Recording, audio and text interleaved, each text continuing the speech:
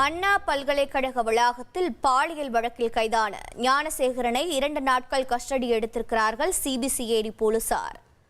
மேலும் விவரங்களை செய்தியாளர் சாலமன் வழங்கிட கேட்கலாம். சாலமன் வணக்கம். தற்போது அவரிடம் என்ன மாதிரியான விசாரணை மேற்கொள்ளப்பட்டு வருகிறது? தற்போது சிபிசிஐடி 2 நாட்கள் காவலில் எடுத்திருக்கிறார்கள். தற்போது என்ன விசாரணை நடைபெற இருக்கிறது?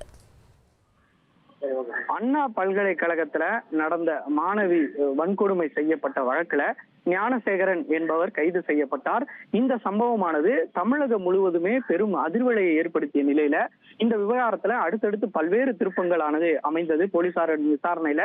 இதனைத் தொடர்ந்து ஞானசேகரன் மீது பள்ளிக்கரணை உள்ளிட்ட பல்வேறு காவல் மாவட்டங்கள்ல இவர் மீது திருட்டு வழக்குகளும் இருப்பது தெரிய வந்ததை அடுத்து இதனைத் தொடர்ந்து அவரை பள்ளிக்கரணை போலீசாரும் பல்வேறு வழக்குகளை கைது செய்து அதன் விசாரணையும் நடைபெற்று வருகிறது. இந்த நிலையில சிபிசிஐடியில ஒரு வழக்கானது பதிவு செய்யப்பட்டு இவரை 2 நாட்கள் போலீஸ் கஸ்டடியில போலீசார் எடுத்துள்ளனர். குறிப்பாக கடந்த 5 ஆண்டுகளுக்கு முன்னதாக கோட்டூர்புரம் பகுதியில ஒரு பெண்ணிடம் இவர் அத்துமீறி இந்த செல்போன் பறிப்பு விஷயங்கள்ல ஈடுபட்டிருப்பதாக கூறப்படுகிறது. குறிப்பாக இந்த வழக்கு சம்பந்தமாக கோட்டூர்புரம் காவல் நிலையத்துல வழக்கு பதிவு செய்யப்பட்டு விசாரணையில இருந்து வந்தது.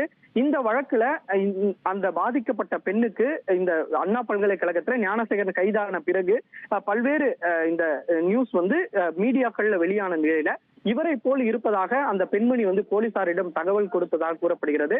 அதன் அடிப்படையில இந்த வழக்கானது சிபிசிஐடிக்கு மாற்றப்பட்டு தற்போது ஆன்டி டிராபிகிங் செல் இந்த விசாரணை மேற்கொண்டு வருகின்றனர். சைதாப்பேட்டை நீதிமன்றத்துல ஞானசேகரனுக்கு 2 நாட்கள் போலீஸ் கஸ்டடி வழங்கிய நிலையில இன்று காலை சிபிசிஐடி போலீசார் நேரில் ஞானசேகரனை அழைத்துக் கொண்டு தற்போது சிபிசிஐடி அலுவலகத்தில் வைத்து விசாரணை மேற்கொண்டு வருவதாக தகவல் வெளியாகியுள்ளது.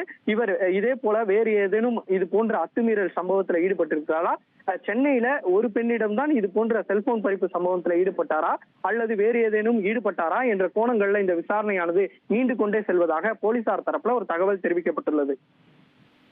தகவல்களுக்கு நன்றி சாலமன்.